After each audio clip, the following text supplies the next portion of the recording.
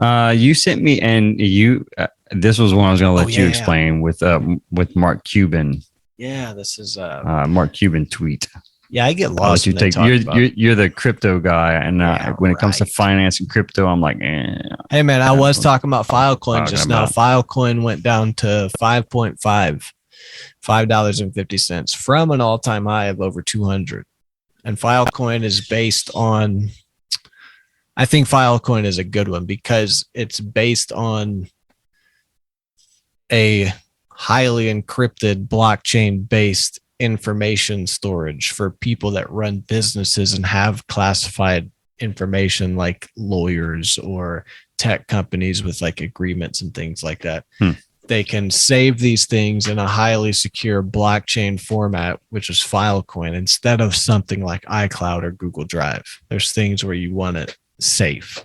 So Filecoin is that kind of company. And then they have the cryptocurrency, which is it's like there's a company and then the cryptocurrency represents their share, but you can spend it. It's really weird how this whole thing works. It's really weird to me. I know. But that's why I was like, you can explain this fucking article.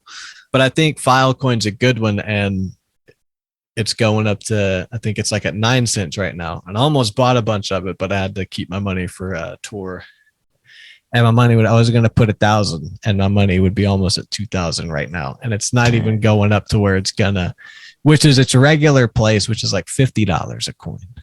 But so what you would be doing, that's a pump and dump though, right? If you should be investing, shouldn't you like invest, right? Not pump and dump. No, I'm not artificially inflating anything. I'm putting money on it and I'm letting it go up because it's going to. Pumping and dumping is where you artificially inflate something and then you all no, but I mean, like, dump it. You're saying like you'd like put $1,000 in and wait till it gets to like, I don't know, 8,000, then sell half of the profits and wait for it to drop again and reinvest. Okay, well, there you go. It's a but like a hard time. No, it's cool, but I mean, it's so low right now. If you did buy some and it just goes back up to where it normally sits, dude, that's what, times 10. If it goes back up to 50, that's fucking awesome. Yeah, that's crazy. But anyway, Mark Cuban foresees the SEC coming up with nightmare crypto regulation and this registration rules. Yeah, registration rules to register your tokens.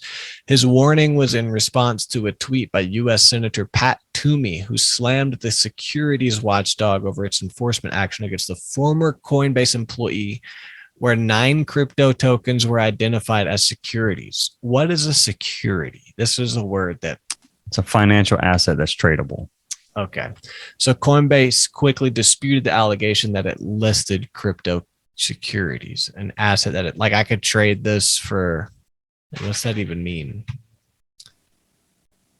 So that part goes a little lost on me. I'm not going to pretend to be a finance guy. So, but there was an inside story about an employee at Coinbase, which is a trading platform for crypto, tipped off 2 of his friends about new coins or tokens being added to the database, which means if you can buy it early, by default it will inflate just by starting. There you go. So that's what it was about. That's what they were doing, and he got caught, but then he labeled them as securities or something, and then they disputed. So this whole thing came out, and then Toomey made a tweet that said, yesterday's enforcement action is the perfect example of the SEC having a clear opinion on how and why certain tokens classify as securities, yet the SEC failed to disclose their view before launching an enforcement action. So I think it's another example like Disney and Hulu and just making up the rules as we go. Yeah, they don't have, the SEC doesn't have laws against crypto. Yeah, like securities with banks and money and stocks or whatever. You can navigate those laws, they exist, but there's nothing when you for crypto. So then Mark Cuban said, think this is bad. Wait till you see what they come up with for registration of tokens. That's the nightmare that's waiting for the crypto industry. How else do you keep thousands of lawyers employed and create reasons to ask for more taxpayer money? I didn't understand that sentence. Well, that the SEC has thousands of lawyers working for them and they take taxpayer money. That's what he's talking about. Okay. He's basically calling them just a bullshit agency That's Oh, right. So yeah. they're going to make it required to register tokens to employ thousands of their lawyers and create reasons to ask for tax. Okay, I see. Right. Yeah.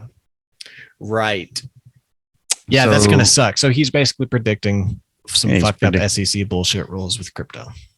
So his tweet included a link to a YouTube video of him attempting to submit a no action letter to the SEC in order to ensure that a stock purchase he is about to make would not violate insider trading laws. However, the billionaire demonstrated that the process is highly complicated, emphasizing that it does not give investors confidence that they will not break the law. What I found even shocked me, Cuban wrote after going through the process as directed by the SEC. Most no action letters describe the request, analyze the particular facts and circumstances involved, and discuss applicable laws and rules, the SEC stated on its website. If the request for no action is granted, the SEC staff would not recommend that the commission take enforcement action against the requester based on the facts and representations described in the individual's or entity's request. So they just make these things. They make up these rules as they go. They overcomplicate these issues so that they can decide where the hammer falls and where it doesn't fall with this. Mm-hmm. And with a new market like crypto that's emerging, that is currently in its Wild West phase, as we talked about earlier, with the advertising as it relates to digital platforms, they're just gonna make up the rules as they go and not worry about who they bury along the way. I like what he says here. Cuban called out the SEC chairman, Gary Gensler, on his investor protection focus. So apparently the SEC chairman was talking about how they protect their investors. Mm-hmm, sure. He said, if you were working on behalf of investors, you make it easy for questions by investors and business people to be asked and answered, meaning you just have communication. So, yeah. But you make it near impossible. I think he's talking relative to the crypto investments. Those who can't afford lawyers can only guess. So basically what's happening, and Mark Cuban is calling him out, is... So just to correct you, he's talking about that in reference to his attempt to purchase, not crypto, right? Like his attempt to purchase those shares under the no action clause.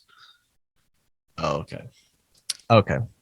But imagine this being the same scenario. He's saying that like he related the registration of crypto tokens to this experience he had with the SEC. Because imagine, registering your token and having to go through this type of crazy hoop jumping where you have to hire a bunch of lawyers to make sure you're not breaking the law along the way. Yeah, I didn't get to finish, but his quote was, I'm sorry. Those who can't afford lawyers can only guess, which is what you're talking about here. So it's like, sorry, you can't. I took that from you.